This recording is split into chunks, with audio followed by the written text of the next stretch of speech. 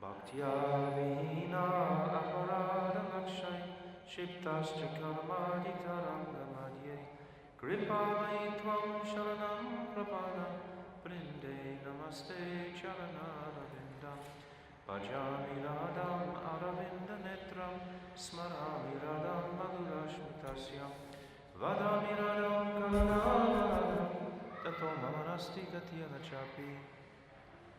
I first of all offer millions and millions of Dandavat pranams unto the lotus feet of my most beloved Gurudev, Nitya Lila Pravishta Om Astottara Sarashishimad Srila Bhativedanta Narayan Goswami Maharaj. And the same again, millions and millions of times unto the lotus feet of my beloved Nitya Lila Pravishta Om Astottara Sarashishimad Srila Bhativedanta Swami Srila Prabhupada. And all the Vaishnava and Vaishnavi devotees of the Lord. Dandavat pranams. I think quite a few people have left today. They've gone. Bhadra, I think, went back to Australia.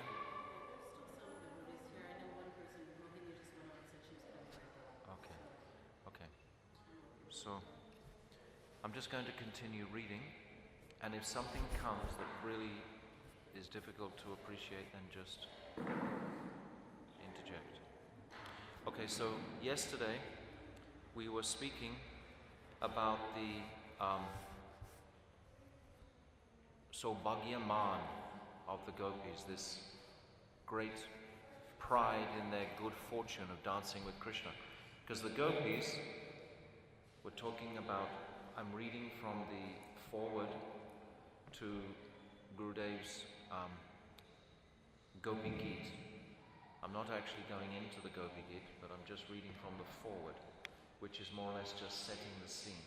We've been having Bhagavatam classes every morning to sort of make a Paka platform so we can discuss these topics on that platform. So it's not that we're just going into Gopi-gita. We've already discussed today so much Atma Tattva, so much like heavy philosophy about from the first verse in Srimad Bhagavatam. So we're developing some eligibility to actually come into this part of the Bhagavatam, the 10th canto. We've been saying how, because these classes are only about the Bhagavatam, so the essence of the Bhagavatam is our relationship with Radha and Krishna, and that Krishna is defined in his topmost place as Brajendranandan Krishna in Vrindavan. It's not Parthasarthi Krishna, he doesn't have a relationship with Radha, and it's not Mathuresh Krishna, and it's not Dwarkadish Krishna, it's Brajendranandan Krishna in Vrindavan. This is the highest conception.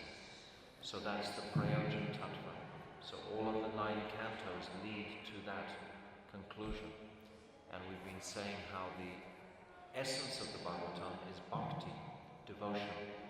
We can't have devotion unless we know clearly who we're devoted to and what is the quality and nature of that person. How can we really have devotion? We can do different seva because Guru says do this, this and this. But how is the devotion going to rise in the heart? How is the affection and attraction going to rise? Unless I'm fully aware of the pastimes that that personality performs. So this is why we're reading this Gopi-gita. So yesterday we were describing how the gopis, they didn't know that Krishna was dancing with all the other gopis at the same time, simultaneously. They thought that Krishna was only dancing with them. So therefore, because of that, they became proud.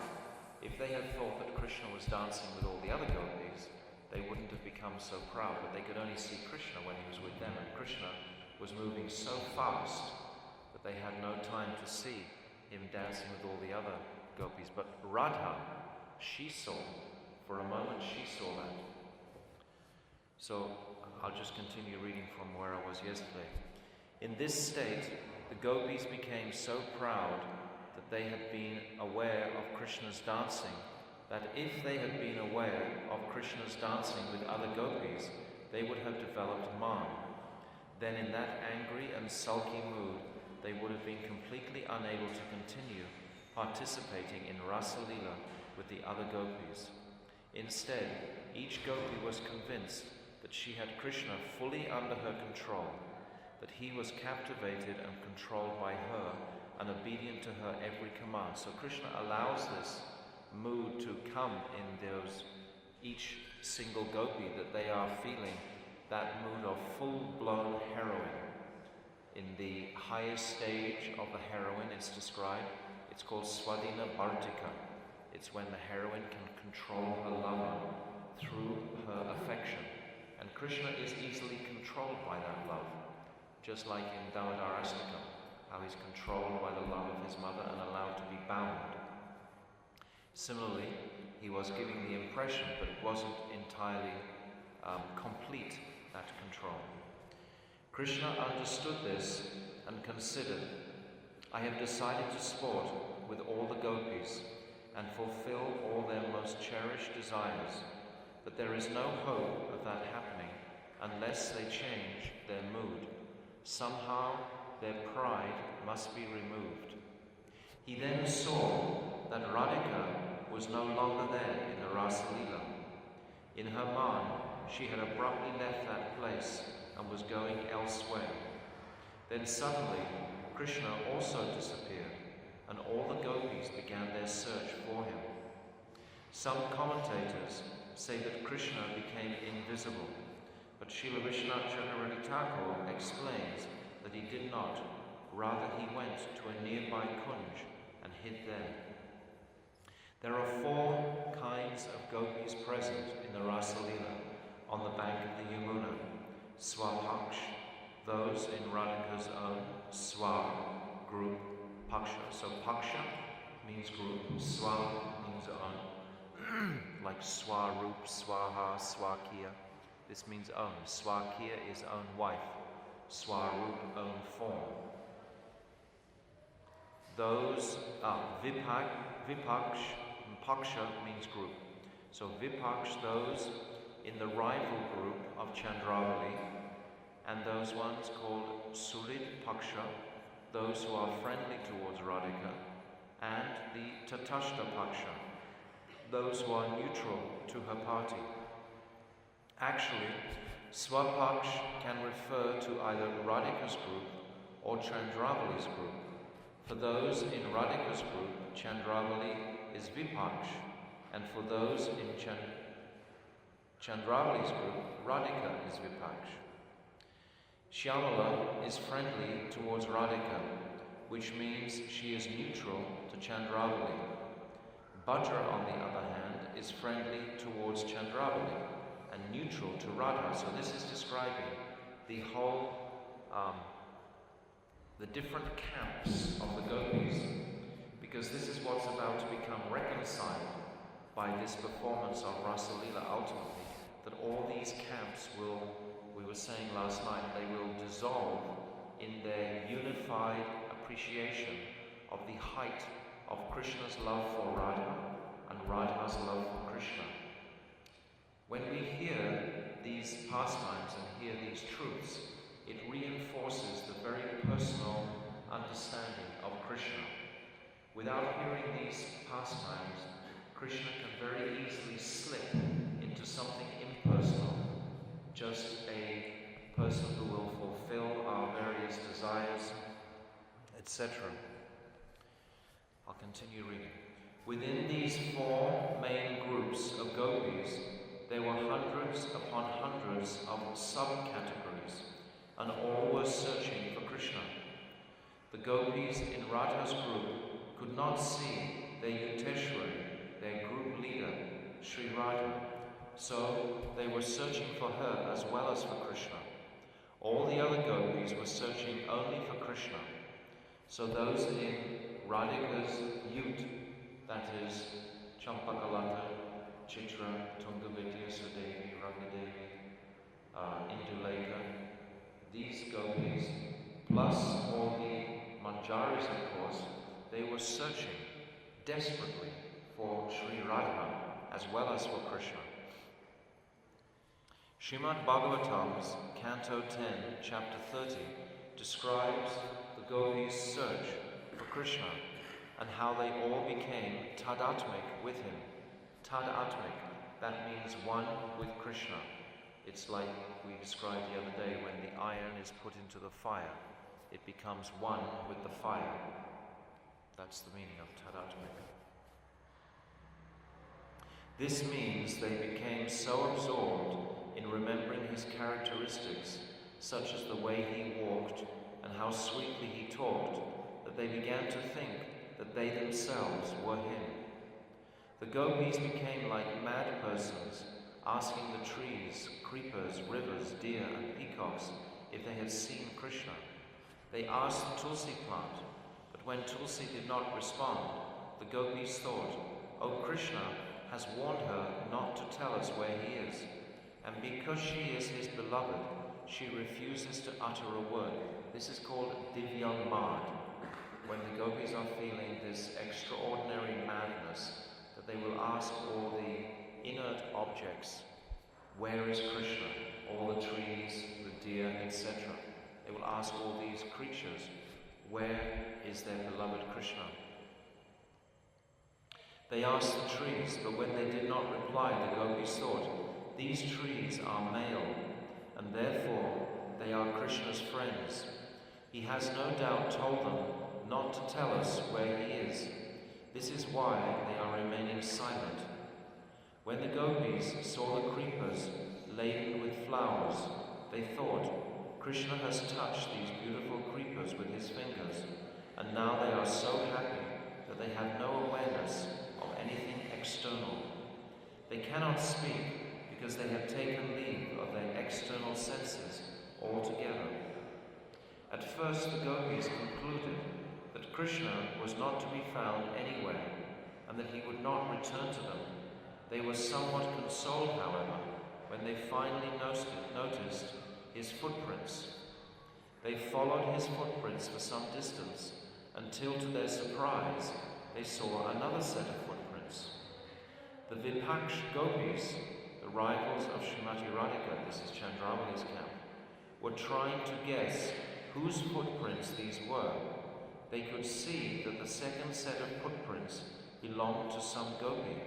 They guessed that this gopi must have worshipped God, and as a result, she had become so dear to Krishna that he took her with him and left the Rasalila dance. They did not think that her good fortune was the result of her worshipping Krishna, but worshipping God. That's very interesting, what Gurudev is saying. They weren't thinking that it was her worship of Krishna that was being acknowledged by Krishna. They thought that it was like Lord Narayan was giving her that benediction to be taken away by Krishna. Thus they spoke the following words: "Anayaradito nunam Bhagavan Hare Ishvara Yanno Vihaya Govinda Prito Yam Anayad Raha." This is from Bhagavatam 30, Canto 10, chapter 30, verse 28. Certainly, this particular gopi has perfectly worshipped the all-powerful personality of Godhead, since he was so pleased with her that Govinda abandoned the rest of us and brought her to a secluded place.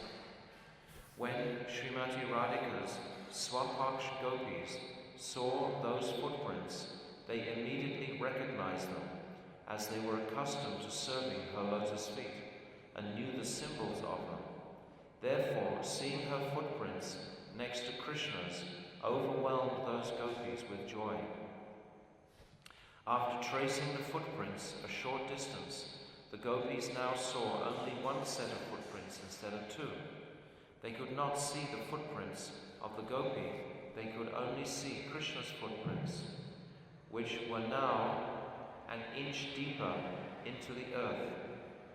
They assumed that when Krishna and his beloved gopi reached this spot, she had become tired and told him, "I cannot walk any farther." He therefore took her in his arms and carried her. Further on, the gopis noticed that in one spot the upper parts of the creepers were laden with blossoms, but that the lower part had far less, some having been scattered on the ground. From this they guessed that Krishna had seated his beloved in that place and decorated her with flowers. Just before this happened, this pastime happened, then, I'll just keep reading. Maybe Gurudev will explain it. As the gopis proceeded further, they beheld that very gopi, alone and completely unconscious of her surroundings. While they were searching for Sri Radha, and Gurudev was explaining how they were taking on this mood of being like Krishna, and they were performing Krishna's pastimes, and one gopi would say, "Oh, I am Putana," and Krishna and the other would be taking the mood of baby Krishna and take the breast of that gopi and act the killing of Putana. Another gopi would take the form of Trinavrata, another would take the form of Bakasura, and they would be enacting all these pastimes. But it's explained by the acharyas that the gopis themselves can never take on a demonic mood, that these demonic moods of those gopis were actually Yogamaya herself coming as those gopis and taking the forms of those demons. It wasn't actually the gopis themselves, Krishna's gopis. It was the Yogamaya who arranged that. So they found Sri Radha, and she was rolling on the ground, weeping bitterly. Hey Nata Ramana Prishta, Kvasi Kvasi Mahag Puja, Dasyaste Kripanayame, Sake Darshaya Samidan. She cried out, "O Master, my lover, my dearmost, where are you? Where are you? Please, O mighty armed one, O friend, show yourself to me, your poor servant." Sri Chaitanya Mahaprabhu and Srila Madhavendra Puri used to repeat this verse, and as they did so, their hearts full of bhav, tears would pour forth from their eyes. All the gopis, Swapaksh, Surid, Tatashta, and Vipaksh, then approached Srimati Radhika and expressed their sympathy, for it is the nature of women to feel compassion for someone weeping. Although Chandravali generally feels envy towards Srimati Radhika, when she saw Radhika weeping and rolling on the ground, suffering more than all the other gopis, even her heart softened. Another reason Chandravali felt sympathy for Radhika is that she is Radhika's sister. Actually, they are cousin sisters, as their fathers, Chandrabhanu and Vrishabhanu, are brothers. Srimati Radhika and Chandravali love each other, but there is also some rivalry between them. Chandravali is a little older than Radhika, but Radhika is more beautiful and qualified in every way. Upon seeing Krishna's dancing with all the other gopis, and at the same time dancing with her, Radhika had left the Ras dance in a sulky mood, man. Yet when she was alone with Krishna in the forest, she wanted those gopis to be with Krishna and herself. This is an example of Vyabhichari Bhav, in which man and other bhavs rise up and subside, and sometimes combine with each other. So we remember what the Vyabhichari Bhavs are.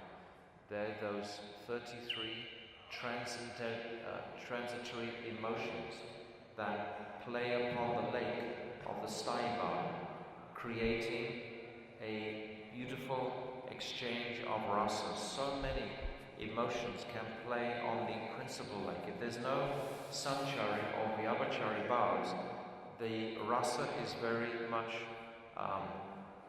played down, so to speak. It's not so sweet, but when there's waves of these transitory emotions playing on the lake, then it becomes very relishable. Yet when she was alone with Krishna in the forest, she wanted those gopis to be with Krishna and herself. This is an example of the Vyabhichari Bhav, in which man and other bhavs rise up and subside and sometimes combine with each other.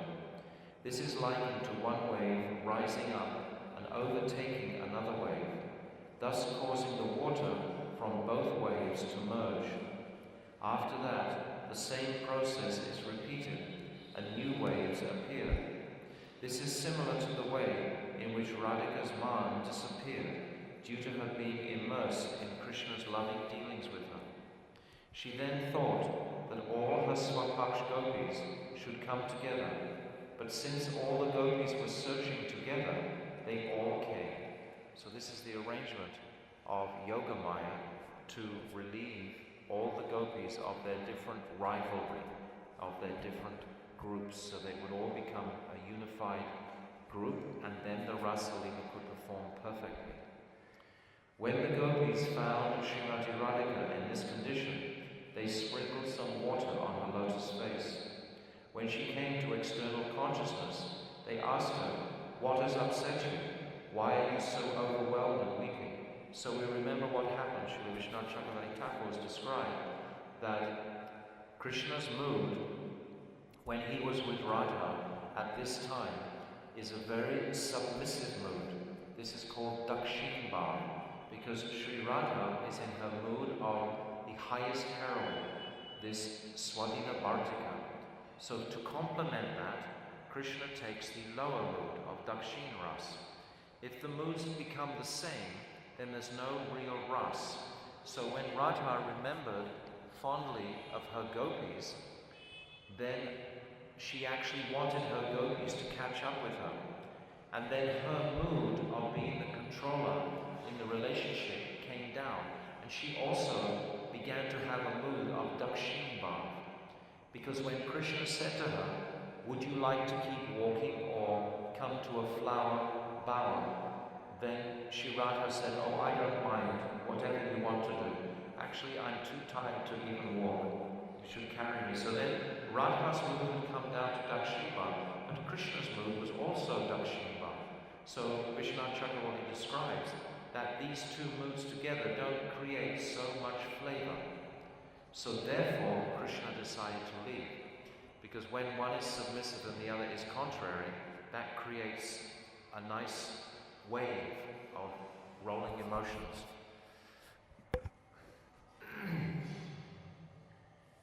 When the gopis found Srimati Radhika in this condition, they sprinkled some water on her lotus face. When she came to external consciousness, they asked her, "What has upset you? Why are you so overwhelmed and weeping?"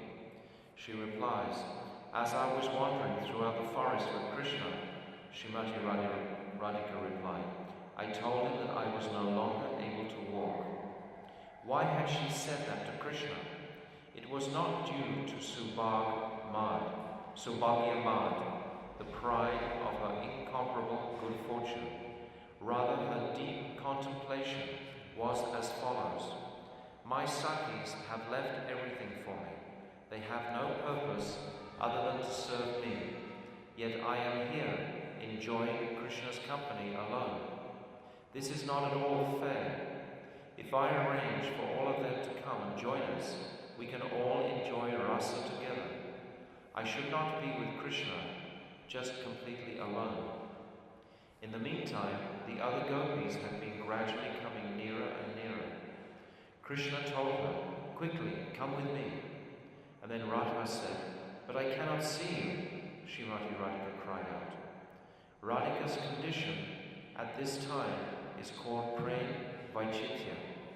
Krishna is actually sitting with her and worshipping her, yet she felt an intense mood of separation from him.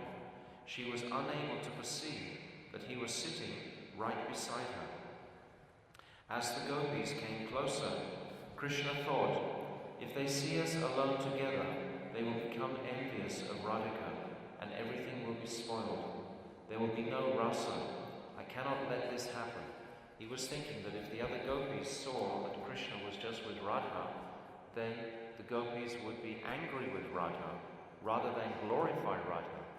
The dynamic that he's trying to create is to put Radha solidly in the center as the queen of the rasa, and then all would be fully successful.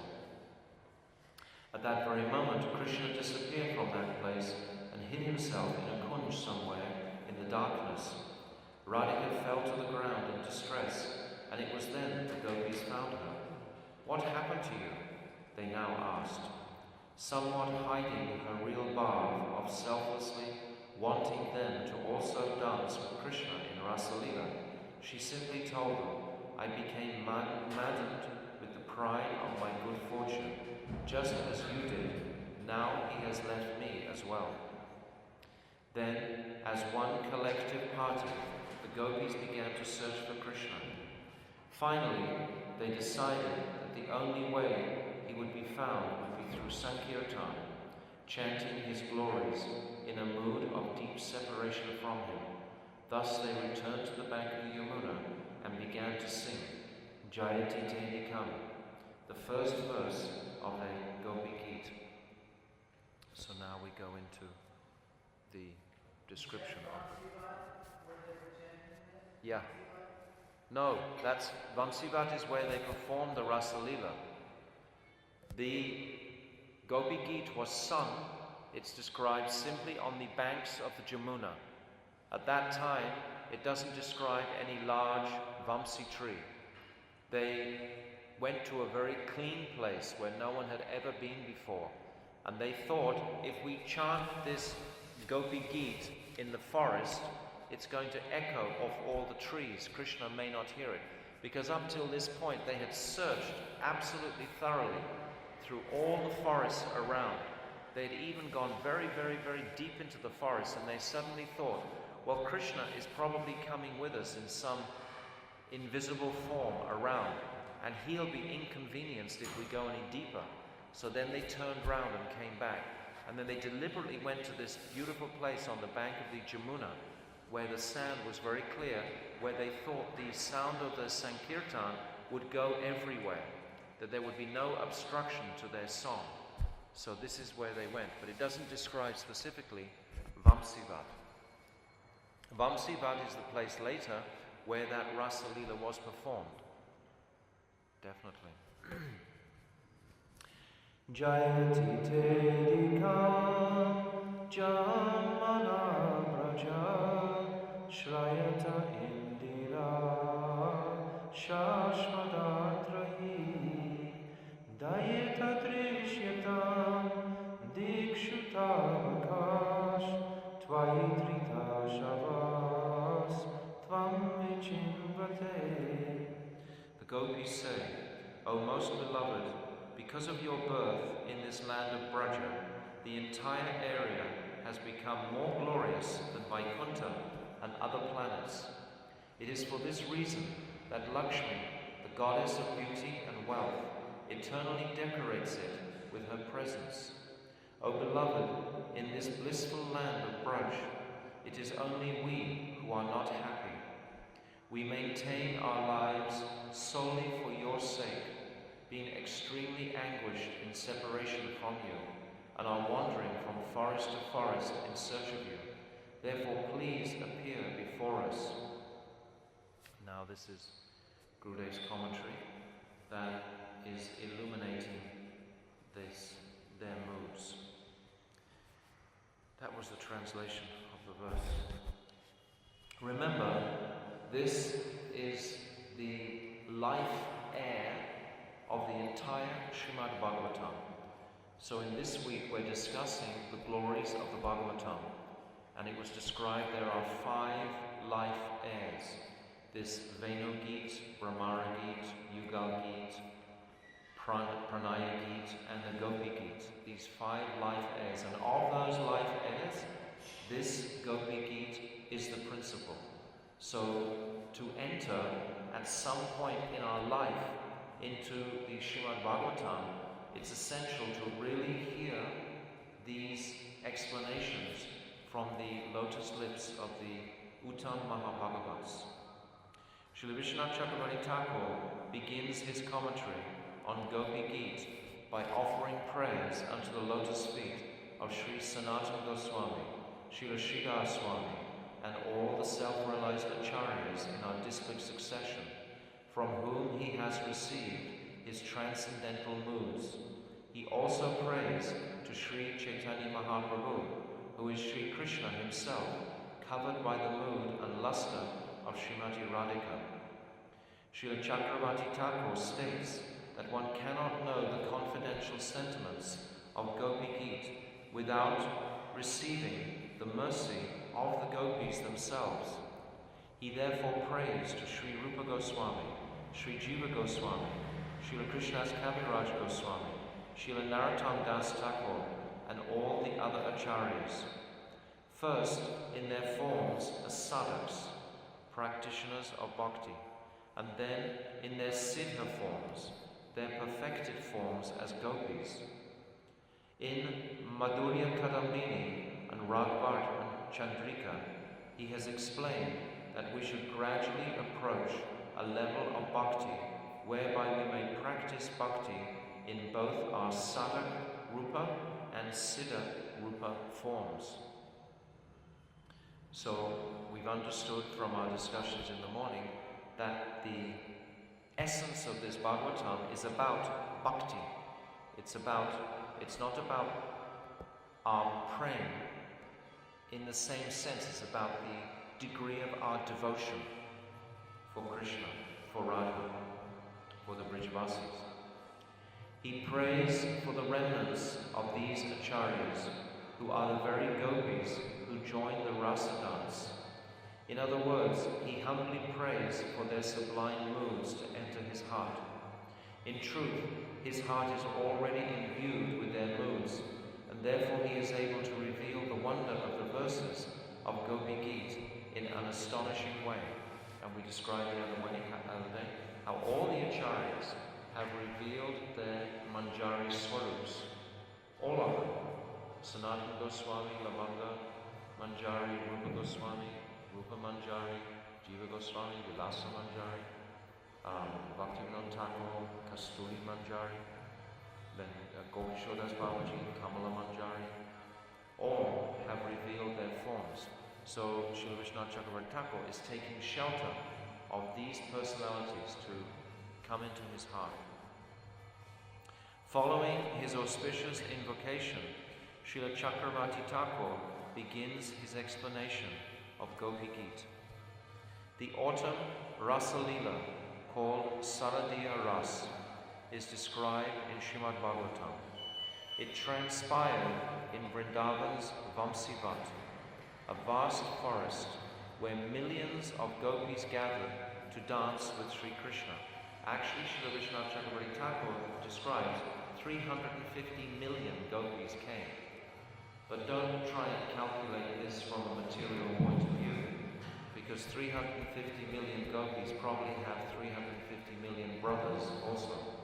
Then they have a mother and father, so it puts the little village of Braj more than 1 billion population, which is the whole population of India, fitting into one little village. So it's all achintya bhav. It's not to be considered anything material. But this is how Vishwanath Chakravarti Thakur describes the numbers. And Gurudev here is just saying millions of gopis gathered to dance with Sri Krishna. At that time, Vamsivat looked completely different from the way it does now, for the branches of the massive banyan tree, Vat, a Vat is a banyan tree, under which Sri Krishna played his flute, Vamsi, spanned a vast area. It's actually described that the limbs of that tree stretched right across the Jamuna. The cowherd boys would run across the Jamuna on the branches of that tree. It was so huge. In his commentaries on the previous chapter, Srila Chakravarti Thakur described the gopis' search for Krishna after he left the rasa dance. They sought him everywhere, in every cave and kunj of Braj, and despite feeling overwhelmingly hopelessness when their attempts failed, they continued to search. Again, we take this mood under Anugachya into our own bhajan, that even though a point in our sadhana may seem to be hopeless, we may seem to be getting nowhere, but still we carry on. Still we have faith. We have that ray of hope of Krishna so merciful, he must come and pick me up. Finally they came to the enchanting bank of the Yamuna river, where they became fully immersed in Sankirtan. This is the first Sankirtan ever. A soulful entreaty to Sri Krishna by singing his names and pastimes in the form of Gopi-gita. They wept as they sang, certain that only Sankirtan of this kind would ensure Krishna's return to them. The unique feature of this age of Kali is the extraordinary result of Sankirtan, its practitioner weeping in a mood of separation from Sri Chaitanya Mahaprabhu or from Sri Krishna and the gopis, and yearning from the core of his heart for their darshan, will certainly receive their mercy. Krishna never fails to manifest himself to such a devotee. Each and every verse of Gopi-gita contains two distinct moods among the gopis, the submissive, Dakshin, and the contrary, the Vamya. Srila Jiva Goswami illustrates both moods in his commentary. The gopis whose natures are submissive, such as Srimati Chandravali's group, express the feelings of their hearts openly and directly, whereas those whose natures are contrary, such as Srimati Radhika and the other gopis in her group, communicate their emotions indirectly. There are four groups of gopis: Swapaksh, Surit, Tatashta, and Vipaksh, each with different degrees of submissiveness and contrariness. Although the words of the gopis in the different groups are ostensibly the same in the verses, the meanings and moods within each verse are diverse. While Srila Sukadeva Goswami hid the various deep purports of these verses as he uttered them, they were later explained in the commentaries of our acharyas. So we're going to hear two explanations on each verse. It's like the contrary devotees, those Swapaksh gopis, Sri Radha's camp, they would be in a mood of contrariness. Sometimes they would be chastising Krishna. Sometimes they would be talking sarcastically. Whereas Chandravali's group, the Vipaksh, they would be talking much more directly in their chanting this Sankirtan, in their prayers. While for example, Srila Sukadeva Goswami describes how, as the gopis sing with tears gently rolling down their cheeks, they beseech Krishna to place his lotus hands or feet on their heads or on their breasts. These verses are sung by all the groups of gopis, but the meanings behind them differ. We understand that these are Brijvasis. Their moods of attachment and attraction to Krishna are so extreme. This is why it's not so easy for the conditioned soul to enter into these topics with great relish. This is why these topics have been called confidential, because not so many souls have the interest or the enthusiasm to actually come into these topics. But by that great mercy, that merciful fortune of Sadguru, he can inspire within us a mood of desiring, a mood of greed, to actually hear these pastimes and enter into these meditations.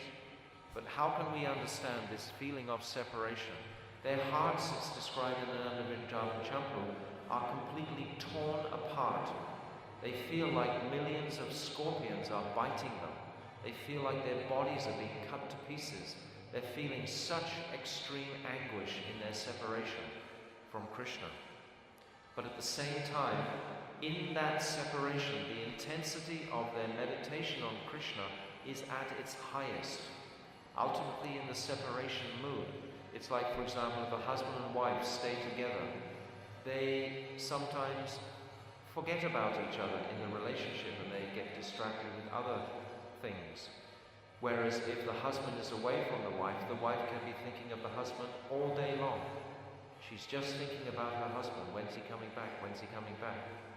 But when they're together all the time, then there's some lapse in that intensity of the relationship. So in the mood of separation, the intensity is so extreme, and Krishna is relishing that mood. An example of the mood of non-compliance expressed by the gopis in Srimati Radhika's group can be seen when Sri Krishna met with them just before Rasa Leela began. Actually, we have not come here to meet with you, they said. We have come to this forest tonight only to behold its beauty when lit by the gentle rays of the full moon. We know that you are a very lustful male, but you should know that we are chaste young women. We have vowed firm faithfulness to our husbands.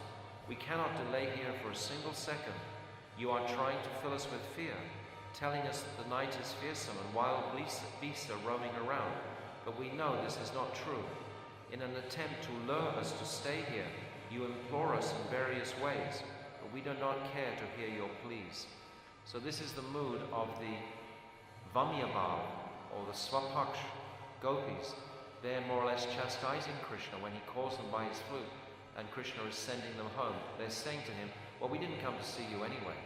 We know you're a very lustful boy. We came to see the beautiful moonlight night. This is why we're actually coming here. The other more submissive, Chandravali's group, they're mortified by these words. So they definitely, all these emotions, Radharani, she creates these 390, or is it 360? I'm not sure. Anyway, I think it's maybe 360 different sorts of emotional personifications of the gopis. Each gopi is carrying a different mood and emotion, and Krishna is tasting that sweetness of all those different emotions in the forms of the different gopis. Because each verse of Gopi-gita contains the moods of both the submissive gopis and the contrary gopis, each verse can be explained according to the direct meaning or the indirect meanings. Srila Jiva Goswami and Srila Vishwanath Chakravarti Thakur reveal this in their commentaries. Srila Jiva Goswami and Srila Vishwanath Chakravarti Thakur give the example of this first verse of Gopi-gita to indicate a poetic speciality found in several verses.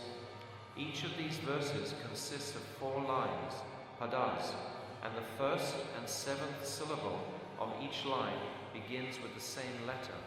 For example, in the opening line of this verse, Jayati Te Dikam, the first syllable starts with J, and the 7th syllable also starts with J, Janma Braja.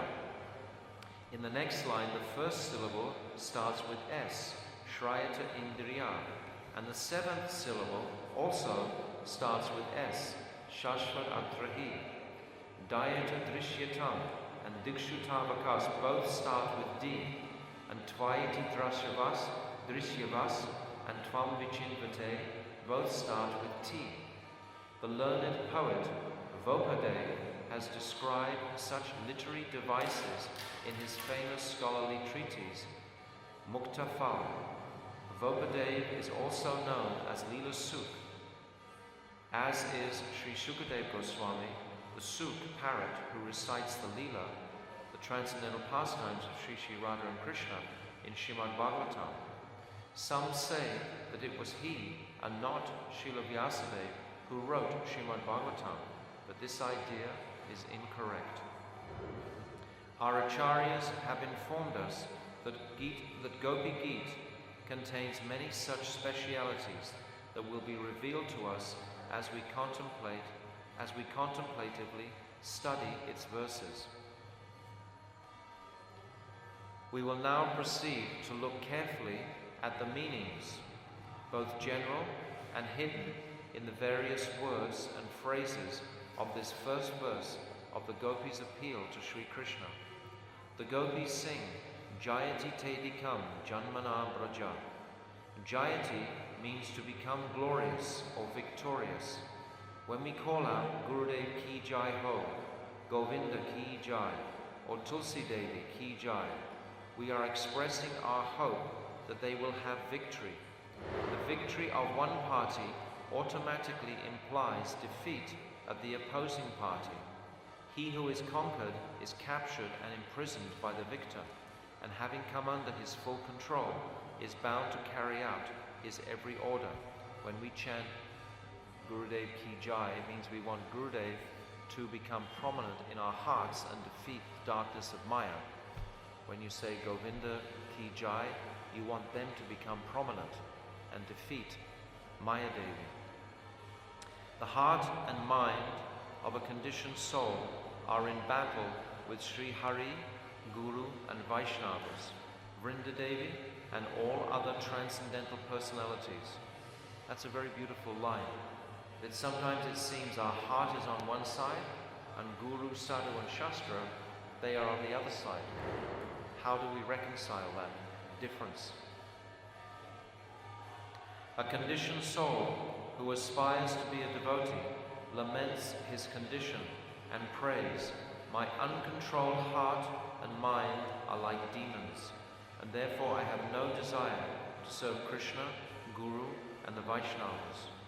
Gurudev Ki Jai actually means, "O Gurudev, please conquer my rebellious heart and mind so that they have no choice but to obey your every command. O Gurudev, having conquered my heart, do as you please with me. Make me your servant, make me yours." So what does Gurudev most want from us as devotees? Mostly he wants us to give him our independence. That's what he wants us to give up to him. Can we do that? Very hard to give up your independence to Guru. Not easy, but that's actually what he wants. That's what he's calling for. To make me your servant, to make me yours. Jayati tedikam janmana braja. The word adikam means exceedingly. The gopis tell Krishna, "O most beloved Krishna, your birth in this land of Braj has made it exceedingly more glorious than Swaga, heaven, or Brahmaloka, the topmost heavenly realm in this universe. What to speak of the heavenly planets? Braja has become even more glorious than the spiritual realm of Vaikuntha." Srila Vishwanath Chakravarti Thakur comments elsewhere that if Srila Shukadeva Goswami had been in external consciousness when he spoke this verse to Parikshit Maharaj, he would have tried to please him by stating that Sri Krishna took birth in Mathura. Parikshit Maharaj was born in the dynasty of Krishna's relatives in Mathura as the grandson of Krishna's cousin Arjun, and therefore he would be most pleased to hear about Krishna's intimate relationship with Mathura. But here, Srila Shukadeva Goswami did not say that Krishna was born in Mathura.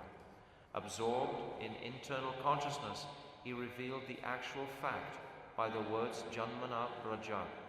This statement of the gopis emanating from his lotus mouth is the most substantial evidence that Krishna indeed took birth in Gokul in Braj. The gopis, Gurudev described, saw the birth. They saw this jata ceremony of the cutting of the umbilical cord. There's no question whatsoever of Krishna's birth in Braj. And when Shukadeva Goswami has become so ecstatic in his narration to Parikshit Maharaj, he forgets to flatter Parikshit Maharaj in some sense. And he makes it clear that actually Krishna didn't take birth in Mathura. Because at the time, this was a very confidential topic, because Vasudeva and Devaki were convinced that Krishna was their son, because he manifested in the dungeon of Kamsa in Mathura, so they were convinced that actually he's our true son. Shraita Indriya Shashvaratrahi. The gopis continued, "Because you have taken birth in Braj, the goddess of fortune, Lakshmi, also known as Indira, has left Lord Narayan in Vaikuntha and has come to serve you here in Vrindavan.